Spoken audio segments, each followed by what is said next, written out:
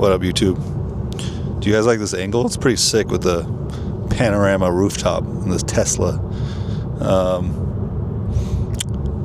Just made it to the Bay Area, California, back again. The lovely San Francisco Bay Area. Pulled up here yesterday with my wife. She's got work to do. I got work to do. If you can call it doing what I do work. Maybe it is, maybe it isn't. I was working last week. That's why I fucking missed 3 of the vlogs. I only did 2 out of 5 fucking vlogs, and I was upset at myself. But I was balls fucking deep in this upskilling and trying to figure out all these tools. Claude Code, OpenClaw, vibe coding, building out agents, sub-agents, figuring it out because like I have a business use case for all of this stuff. I need to help my clients. I need to help artists. I need to help you modernize and be relevant in this new world, new economy as AI eats everything. I always think there's going to be room for y'all creative people. I always think there's room for dancing. I always think there's room for music, live performance. I think it's one of the most important things that's going to exist in this new world. But yeah, San Francisco is a cradle of fucking innovation. It's where all this shit goes down. All these nerds are at. All the capital for all these nerds to go build all this crazy shit starts here. But yeah, happy to be back. I'm here pretty much for the week. It is also SF Music Week. I'm gonna try to get a couple more of these vlogs with some dope people. Just dope Bay Area people, San Francisco, California people. And got a bunch of fucking meetings and actual work to do. I need to continue setting up all these AI systems for myself and for partners businesses, essentially client businesses. Exciting times. Headed to dinner right now though. Take a little chill break from all that fun stuff. Go see Aaron Otwall, who you've seen on these vlogs before. If you haven't, go check out those videos. He is one of my favorite collaborators because I say anything to him and he'll be like, dude, you're fucking crazy, but he'll listen and be like, all right, let's fucking do it. Let's figure it out, right? Like he's definitely a good person to work with, and he's going to be pulling up with the legendary A+ from Souls of Mischief, 93 Till Infinity, and a lot of other songs. Classic Bay Area rap music. We're gonna get some Indian food and I'll see you there. What up, YouTube? I'm here in Milpitas, California with my boy Aaron. I'm gonna show him real quick. Say what up, Aaron. Milpitas. Shout out the architect. And then I got also A+ from the legendary Souls of Mischief, hieroglyphics, Bay Area rap hip hop legend. Say what's up, bro. What's up, Dev? How you doing, brother? Good to be here, man. Thank you for lacing this vlog because I think this is the first time I've had an artist at this caliber on this experience. And obviously, if you guys don't know who Souls of Mischief are, go check that out. 93 Till Infinity, at least, right? Like iconic song of the 90s till today. But yeah, an example of like artist longevity, music longevity, right? You said you've been in this game like 31 years. What does that feel like, first of all? Like, how does that feel to be in this game for like 31 years? Man, well, actually, at this point, it's probably more like 33 years professionally. And I actually started dreaming about this when I was 8, like in 1982. I started rapping, but it's surreal. It's very surreal. I remember Kanye said once about like he was just like the fan who was a super fan who got close enough to the stage and then hopped on the stage. And that's kind of how I feel. Even though we predate Kanye, like he said it in a way that I could really feel. It's like I'm so much of a fan of it that I was just relentless in my pursuit. And now that I'm here, it's just like it's surreal every single day. I always tell people I gotta stay in a perpetual state of gratitude so I don't get like imposter syndrome or shit doesn't start getting weird, like how'd I get here? Yeah. And it kind of keeps me in the moment that keeps me like enjoying just the journey still. Yeah. Like I feel like there's still no. It's not about the destination. I'm still on the road. Yeah, I'm a big fan of just like, first of all, like artist empowerment. I'm a big fan of rap music, obviously, but like, you know, this guy, we were talking earlier, we were just having dinner. We were eating Indian food here in Milpitas, bomb food. What's the spot called again? Ronik in Milpitas. Shout out to Ronik for hosting us. But yeah, like I think it's really important for artists in this day and age to like understand what it takes to have a 31-year career, or 33-year career. What did it take to continue doing that and to still feel gratitude towards this industry and being a musician?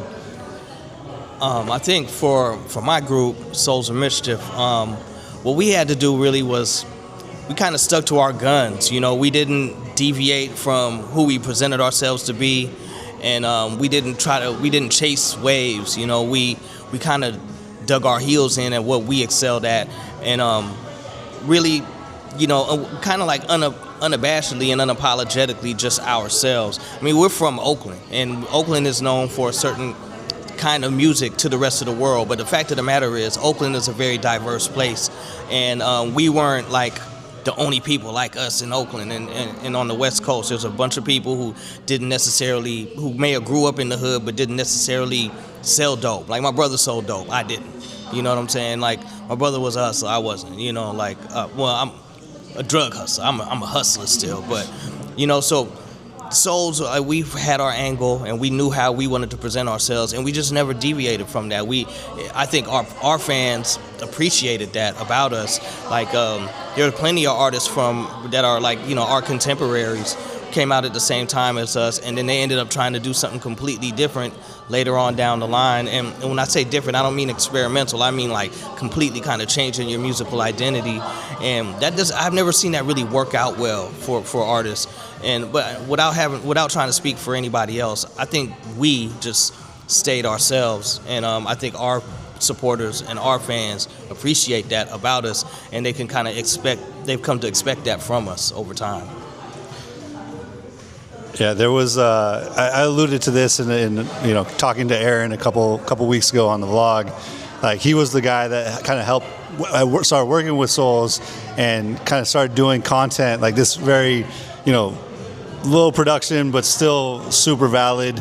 Just talking to the camera, and I learned a lot more about Souls of Mischief during that time. I think the following grew, all that stuff grew, and we're trying to always constantly like, you know, I'm trying to constantly show like this is like one of the best formats for having conversations and getting real conversations started, right? So how do you continue having the conversation with your fans? Like some of them have been with you for like 32 years, 33 years now, right? Like, how do you continue having that conversation? You go on the road, you guys put out new music, you put out content, but like, how do you stay fresh with all of it, with the fans?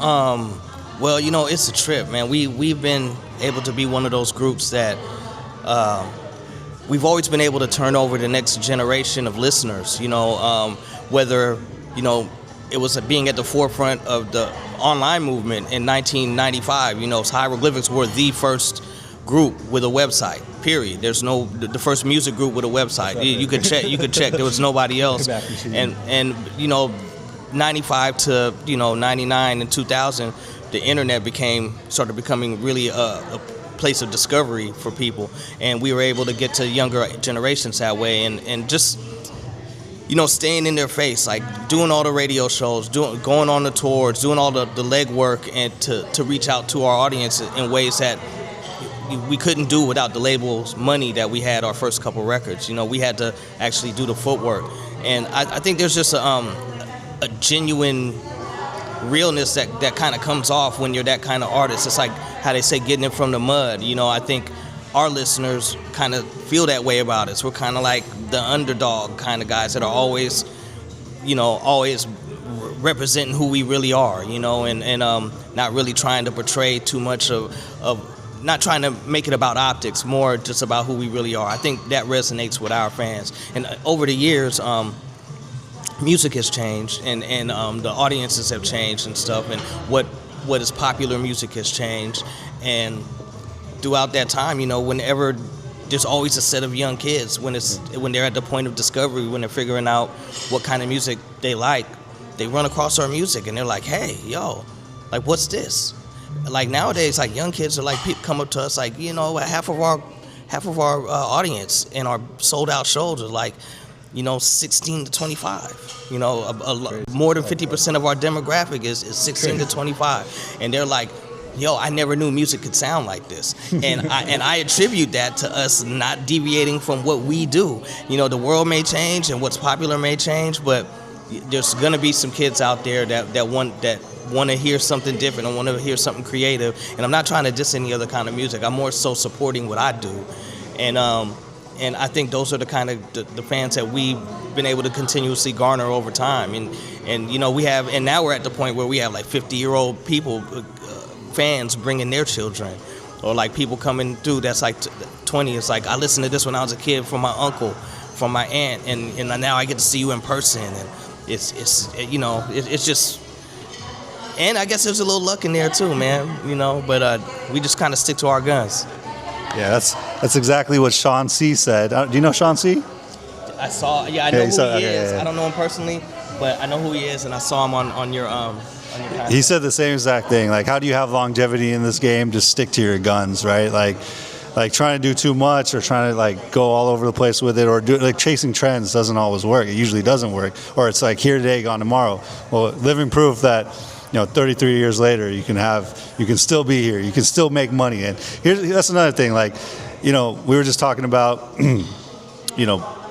the business itself of music and like how hard it is. It's extremely fucking hard for not just, myself. I'm like an industry person, but for an artist themselves, like it's like the amount of work to stay in that zone, continuing to innovate and continuing to put music out, right? Like, what's that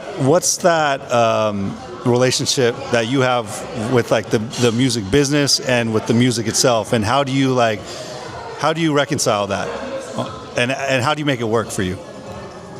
That's a good question. One of the things I always say is, and I've been saying this for decades, it's like, you won't do this if you don't love it, because once you start doing it, it's not glamorous, it's not how it looks from the outside. It's a grind. It's hard work. It's not for the faint of heart. I know so many talented people who, when it got to the work part, they were like, I can't do this. I don't even want to do this. This isn't fun. This is not cool.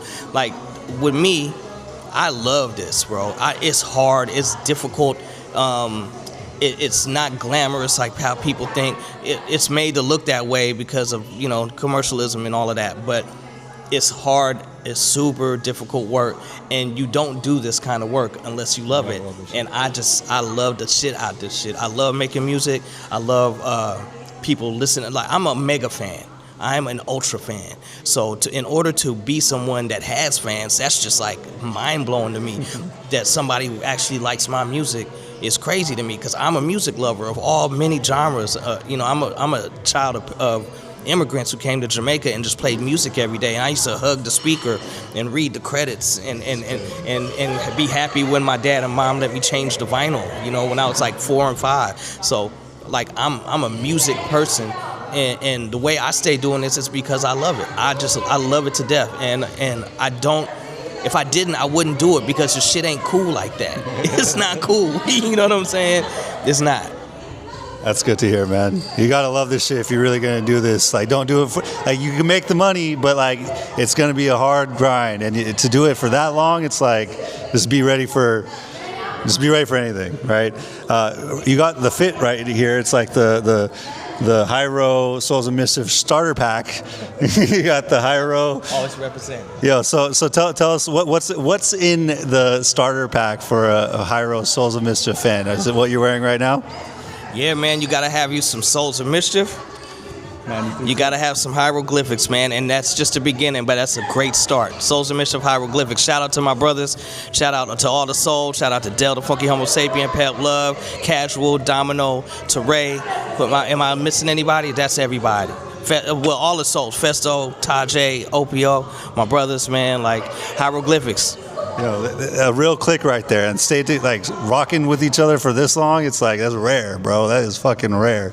So, you know, obviously, if you guys haven't heard of Souls of Mischief, go listen to 93 Till Infinity first and foremost. But tell us what else is coming, what you've been working on the last few years, just in case people might not know.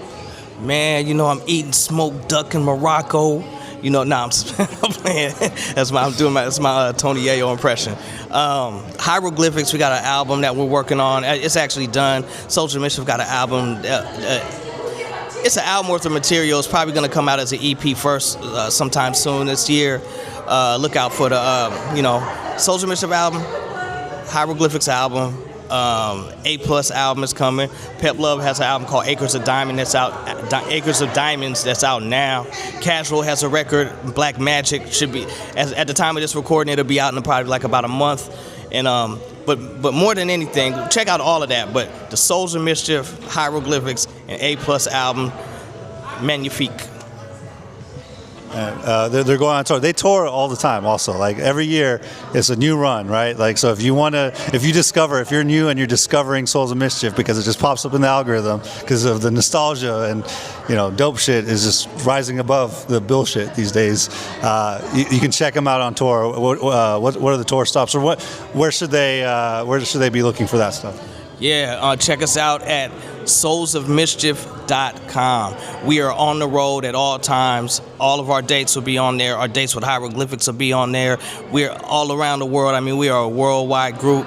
Catch us anywhere, man. We love traveling, and we love seeing our people all around the world. So soulsofmischief.com. Yo, and for anyone in India, like, you guys need to see these guys. So book them in India one day, like at least one day, maybe a couple spots, but we'll work on it. We'll get it going. Yeah, we got to go there. All right, thanks, Plus. Appreciate it, bro. Brother. See you guys later. Peace.